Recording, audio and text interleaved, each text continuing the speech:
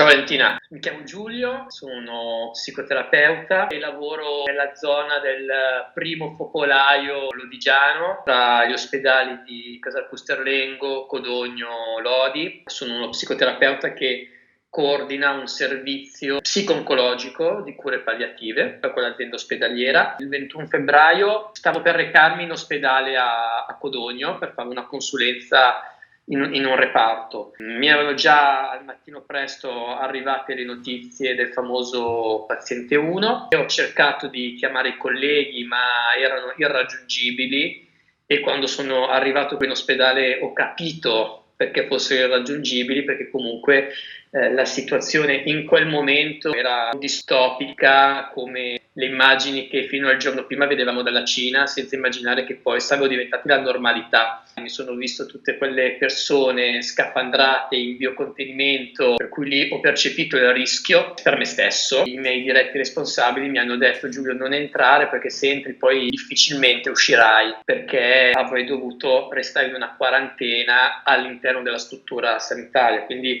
non sarei potuto tornare a casa da mia moglie. Quel giorno comunque ho lavorato, lavorando in studio con i miei pazienti, perché faccio poi un'attività privata anche da psicologo che si occupa di adolescenza e famiglia. Però quel giorno lì le sedute sono state tutte diverse, cioè le persone arrivavano portando il timore, l'angoscia per quelle che sarebbero state le ore successive. Circolava già la voce della quarantena, dell'isolamento, della chiusura di quei comuni, prima che tutta l'Italia diventasse zona rossa. Quindi alcuni già disdicevano e già la relazione era diversa, lo sguardo era già diverso. L'altro ho visto come qualcuno compartecipe della mia fragilità, della mia paura, però l'altro l'ho già visto come nemico. Chi mi dice che tu non mi contamini, che è quello che poi via via credo che ciascuno di noi colga ogni volta che va a fare la spesa. Per cui poi ho chiuso le porte del mio studio e da allora il mio comune mi ha messo in isolamento, perché io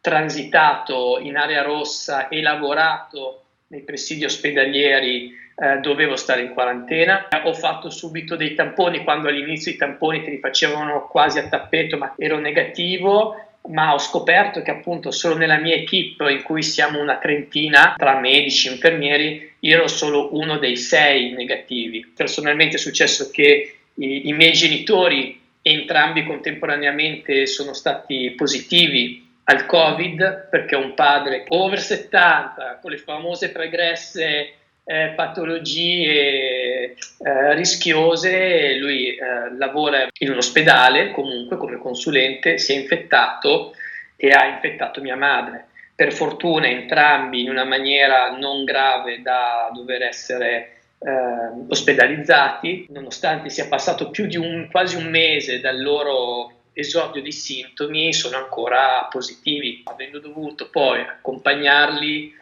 per delle lastre di controllo eccetera. Sono entrato in contatto con loro e quindi è scattato un secondo periodo di quarantena e isolamento che è concluso qualche giorno fa. Soprattutto nel contesto ospedaliero sono stravolti, sono cambiati, sono stati riorganizzati, sono nati tutti i presidi cosiddetti Covid Hospital, il personale è stato dedicato solo a paziente Covid, il pronto soccorso di Lodi, quello che ha accolto la prima ondata dell'emergenza. Nel giro di qualche giorno ha costruito proprio nuovi corridoi per permettere alle persone che, ahimè, si ammalano di altre cose, di poter accedere in una maniera sicura. E quindi anche l'attività psicologica più ambulatoriale è stata sospesa. Ma quello che noi nella nostra unità già dal giorno successivo abbiamo garantito è stato quello di fornire un supporto psicologico, videochiamata, per gli operatori sia positivi, che dovevano vivere poi l'esperienza magari di quarantena e di isolamento a casa, sia per gli operatori medici, infermieri, operatori sanitari, addetti alle pulizie, che stanno veramente vivendo un dolore, uno stress e una fatica, ma per quello non c'è una quarantena, e che quindi sta in questo momento molto sovraccaricando la loro quotidianità. Anche loro hanno paura di infettarsi, infettare i loro familiari, di farsi contagiare chiaramente un po' emotivamente, che si trovano a dover fare da mediatori tra il paziente e il familiare. Quello che tutti dicono è: qui le persone non muoiono, le persone scompaiono, perché così come un familiare vede un suo familiare uscire con le sue gambe per essere ricoverato,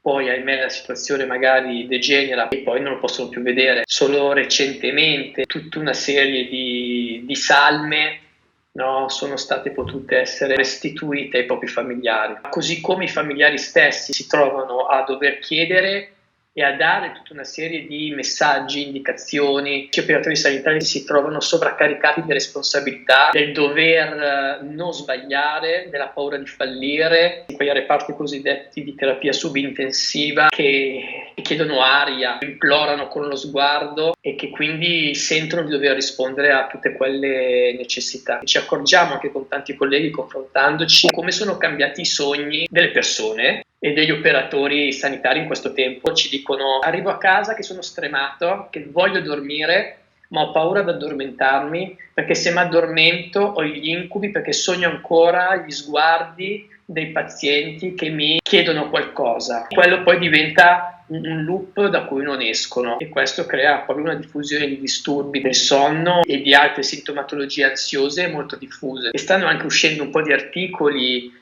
nazionali e internazionali su questo, sta accomunando tantissimi di noi, parlando anche con amici, non necessariamente colloqui clinici. Tante persone dicono: ma io mi sogno persone in tute che mi inseguono, io cerco di scappare, piuttosto che strappano a me mascherine, io vestito come gli infermieri, come gli operatori. Il sogno alla fine è quello strumento che nel bene o nel male ci viene in soccorso di notte per elaborare qualcosa di traumatico che ci priviamo durante il giorno. Quindi magari cerchiamo di tenerci lontano da certe cose. All'inizio cercavamo in maniera spasmodica la conferenza stampa delle 18 per essere aggiornati sui numeri, sapere cosa succedeva. Poi tante persone hanno cominciato loro, prima di essere gli stessi addetti ai lavori, a dire: no, questa cosa non mi fa bene, perché diventava anche lì un contagio, una fonte di stress da cui non ne uscivano. Prima di tutta questa epidemia, tante persone fruivano di serie TV, di piattaforme in maniera bulimica.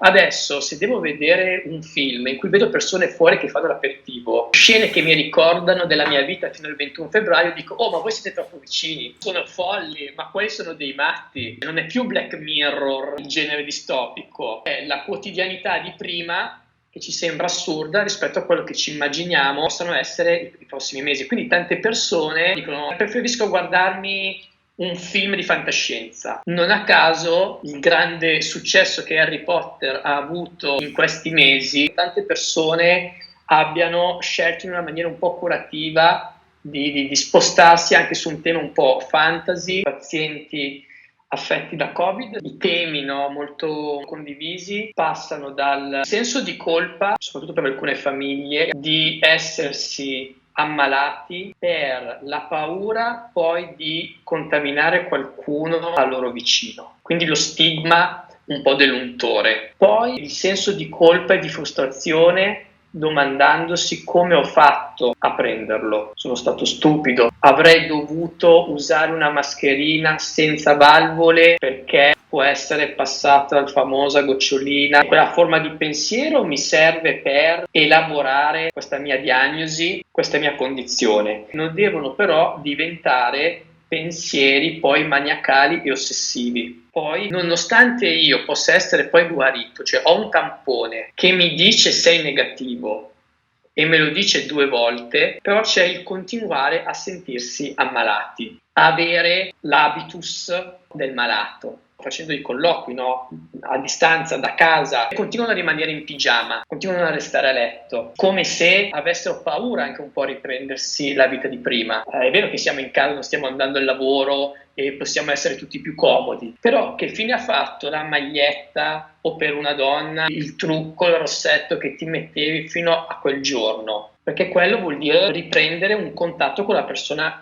che è sempre stata. Adesso c'è il tema grande degli anticorpi. Io stamattina ho fatto il test sierologico perché in Lombardia gli operatori sanitari vengono battuti a tappeto per analizzare se c'è la presenza dei famosi anticorpi. Avere messaggi che ci dicono: sì, se hai gli anticorpi sei immune piuttosto che no, rischia poi nelle persone di creare un aspetto ambivalente per cui poi liberi da malattia non si è mai, crea poi un atteggiamento psicologico, relazionale con l'altro in cui mi considero sempre positivo, sempre a rischio per me e per gli altri. Il test è una mole di dati importanti che serve comunque ai fini della ricerca che stanno facendo sugli anticorpi. Una cosa molto importante come dinamica che questa esperienza ci ha messo un po' di fronte ha a che vedere col tema del lutto e la sua elaborazione, e non abbiamo in età moderna, prima di oggi, qualcosa di analogo con cui fare dei confronti. Il lutto è fondamentale, è un processo che ha a che vedere col cambiamento. Quando parlo di lutto non parlo solo della morte, parlo di tutte quelle situazioni in cui passiamo da una condizione all'altra. È un lutto un ragazzo di terza media che passa alle scuole superiori, perché è un cambiamento, è una transizione. È un lutto se perdo un lavoro, una coppia che si sposa, quindi sono lutti anche cose belle. Questa esperienza ci sta mettendo di fronte a tantissime forme nuove di lutti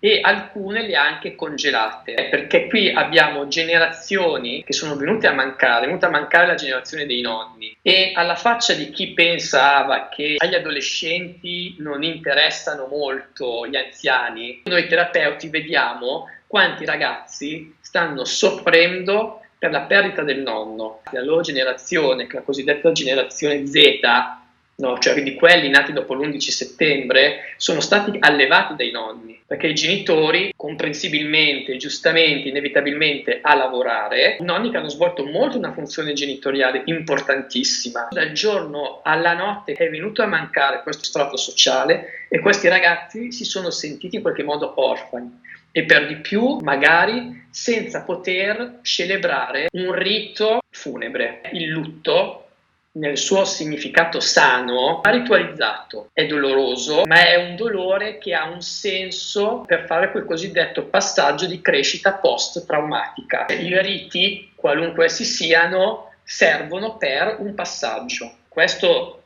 è l'altro aspetto gravissimo che stiamo raccogliendo di tutti questi familiari che non riescono a darsi pace per non aver potuto celebrare un rito. Quest'anno avremo una generazione di bambini di terza media che non faranno gli esami di terza media e che il 20 febbraio hanno salutato i loro compagni di classe e basta, non li vedranno più. Certo, non è paragonabile ad altri lutti, però per un processo di crescita di un bambino è importante. Così come una maturità, speriamo che ci sia la possibilità di fare per gli studenti l'orale con la loro commissione interna, e poi c'è il lutto della nostra vita di prima, quello che inizierà dal 4 maggio per tanti mesi. Non sarà la vita di prima, sarà un giorno dopo molto lungo in cui dovremo avere pazienza, fare comunque dei sacrifici, convivere con il rischio, adattarci a nuove forme di socialità per arrivare sicuramente, ci sarà la nuova vita di prima. Siamo già diversi, credo, no? Odio le retoriche. La retorica dell'andrà tutto bene, l'appuntamento delle 6 sui balconi, molto bello, a me è durato 15 giorni perché mentre fuori si sentivano solo ambulanze esorcizzavamo un po' una paura. Guardavo per le vie di Piacenza questo deserto con ormai questi balconi con disegni di arcobaleni. Andrà tutto bene se saremo vivi e se per fortuna non abbiamo perso qualcuno caro, e se sapremo utilizzare e trasformare alcune esperienze dolorose di questo tempo in una qualche opportunità per fare in modo che questo sacrificio non sia stato un sacrificio fine a se stesso. Una cosa che sicuramente abbiamo scoperto, credo, è la nostra fragilità, la nostra mortalità, il nostro essere iperperformanti, iperattivi. Ho visto la mia agenda, fino al 21 febbraio sembrava un quadro di Pollo, è diventata una roba di Fontana, cioè c'erano le righe. Riavvicinarci dando importanza a qualcosa a cui prima non davamo importanza. La solidarietà nel senso però più vero del termine. Nessuno si salva da solo. Il virus per vivere ha bisogno di relazionarsi con altri organismi. Noi esseri umani siamo relazionali. Anche nel nostro isolarci, sacrificarci, se è fatto in maniera comune, è solidale. I social è uno strumento che ha molto separato, tante connessioni ma pochi legami. Questa situazione ci ha obbligato a rivedere l'uso per cui sono nati, per fare legame. Spero, senza dovermi illudere, che almeno una riabilitazione anche su questo fronte ci possa essere. Va bene, grazie a te. Ciao.